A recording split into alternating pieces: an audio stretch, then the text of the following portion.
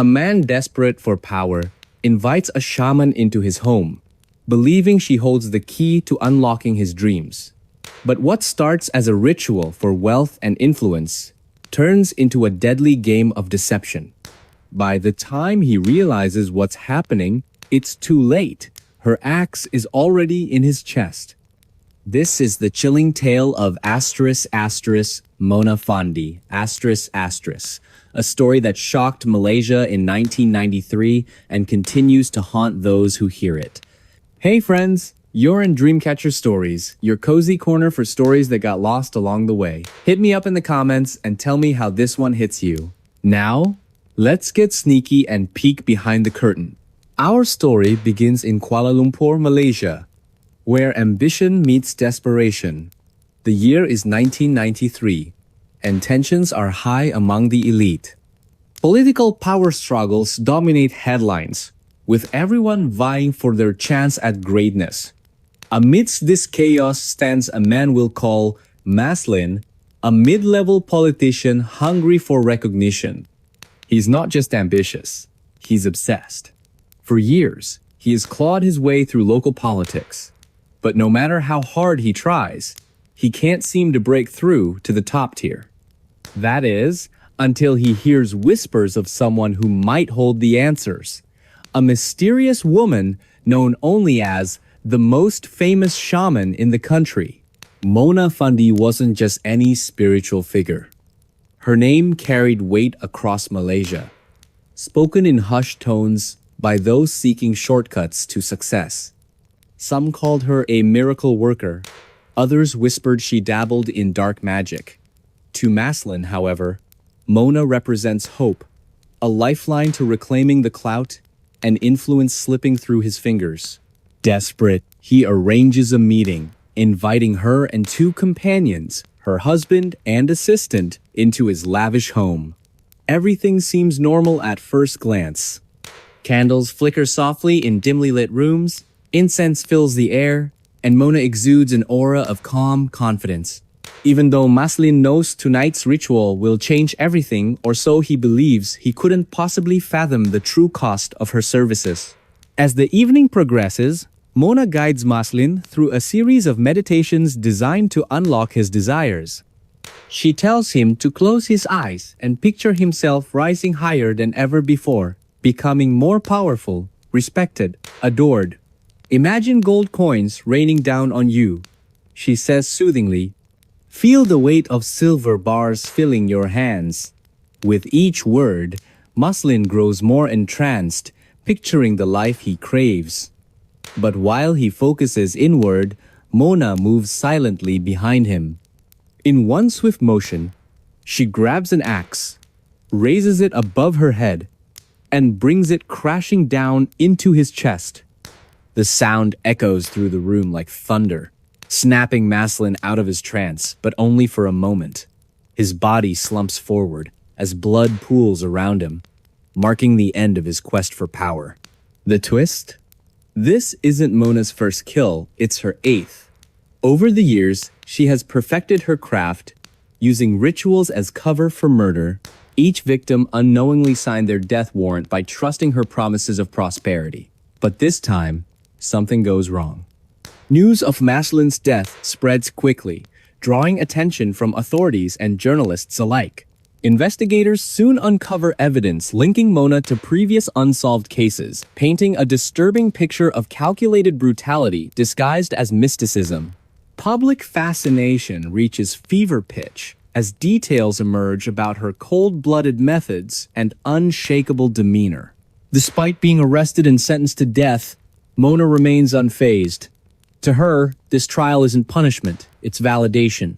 Every camera flash, every headline screaming her name fuels her insatiable hunger for fame.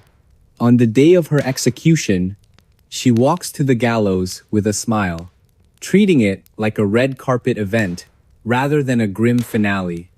Her husband and assistant meet the same fate, convicted as accomplices in her crimes. Yet even in death, Mona's legacy lives on, a haunting reminder of how far some will go to achieve infamy. Fast forward to modern times, and technology offers new ways to revisit old mysteries. Advances in forensic analysis allow researchers to examine cold cases with fresh eyes, uncovering patterns once hidden in plain sight. A team led by Dr. Emily Carter applies machine learning algorithms to sift through decades-old records, flagging connections between seemingly unrelated incidents. Their findings suggest Mona may have inspired copycat killers or been part of a larger network exploiting vulnerable individuals. Could there be more victims waiting to be discovered? Or does this case stand alone as a singular act of depravity?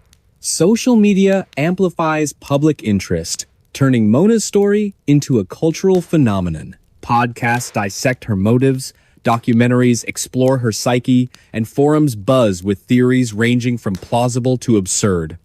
One listener named Brian Carter poses a thought-provoking question during a live discussion. What if Mona didn't act alone? What if there's more to this than meets the eye? These debates reignite investigations into forgotten leads, pushing authorities to dig deeper into the shadows of Malaysia's past. Meanwhile, amateur sleuths join forces with seasoned detectives, piecing together fragments of information overlooked in 1993.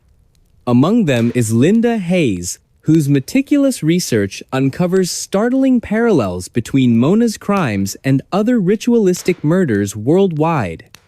Her work prompts renewed scrutiny of similar cases, sparking global conversations about the intersection of spirituality and violence. As these threads intertwine, a clearer picture emerges not just of Mona, but of humanity itself. In 2023, significant progress is made in understanding the broader implications of this case.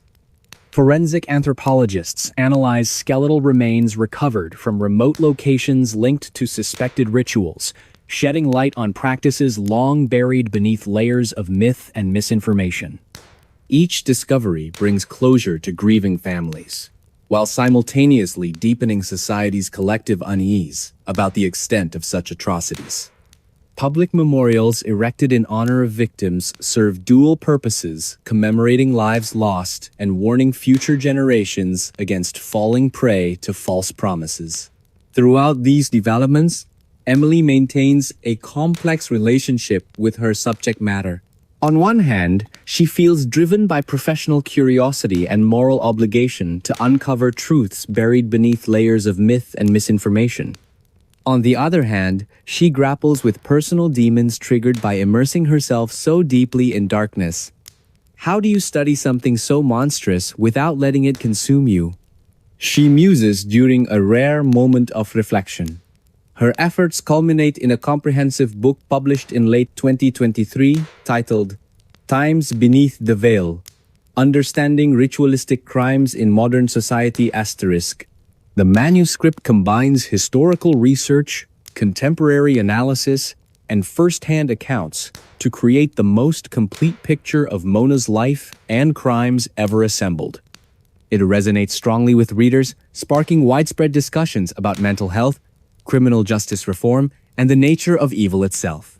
Yet, despite all the revelations and advancements, fundamental questions remain unanswered. What exactly caused Mona to become who she was? Can anyone fully comprehend the depths of such depravity? And perhaps most importantly, how do we prevent future generations from producing similar monsters? These queries linger heavily over the conclusion of our narrative, reminding us that while much has been learned since Mona's time, much remains mysterious. For every answer uncovered, new mysteries arise. As Emily puts it poignantly during a final interview, we may never fully understand Mona Fandi or anyone like her, but understanding ourselves better might help stop others from following in her footsteps. So, as we close this chapter of exploration into one woman's descent into madness, let us also consider what lessons it holds for humanity moving forward. Because only by confronting our darkest fears can we hope to illuminate paths toward light and redemption. Or will the shadows always hold sway, reminding us of the limits of human understanding? And there we go, another memory back from the dark. Don't go too far, I've got more mysteries itching to be told. What do you think happened to Mona? Let me know in the comments below. Your thoughts matter, and they shape the stories I share next. So go ahead, type it out, and hit send. I'll see you there.